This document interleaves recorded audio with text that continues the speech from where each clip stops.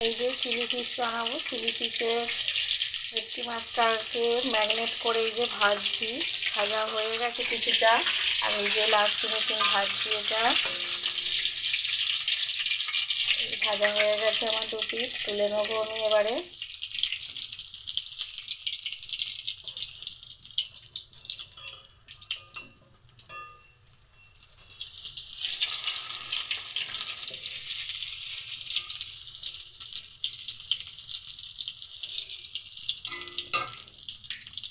এবারে এখানে কেটে রাখা ক্যাপসিকাম, ডুমো ডুমো করে পেঁয়াজ, মটরশুঁটি, টমেটো, তেজপাতা কেটে ধুয়ে রেখেছিলাম, সেগুলো সব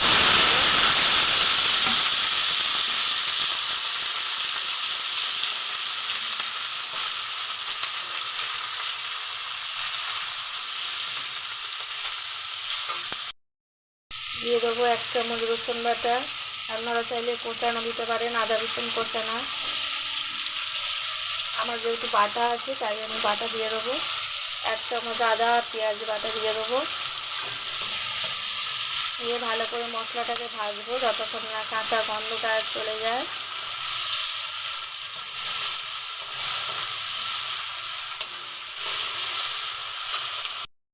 আমার ভাজা হয়ে গেছে। দিয়ে দেবো কিছুটা টমেটোর সস,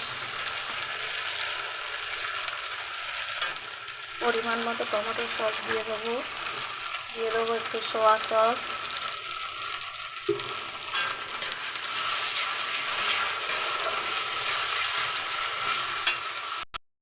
দেবো একটু চিলি সস।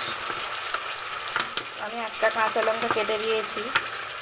ক্যাপসিকাম দেওয়া আছে তো কাঁচা লঙ্কা একটা দিলে ছেলেদের মুখে পড়ে, তাই জন্য একটা দিয়েছি। দিয়ে চিলি সস দিচ্ছি আমি।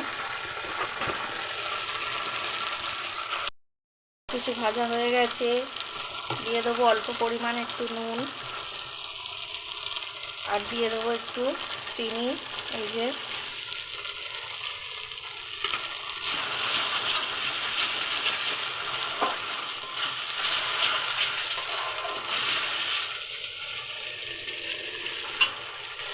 এই যে ভেজে রাখা মাছগুলো দিয়ে দেবো।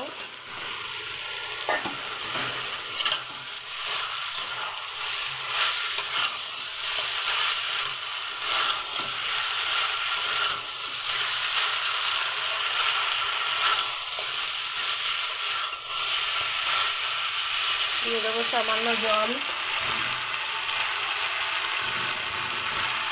সামান্য পরিমাণে জল দিয়ে দেবো একটু।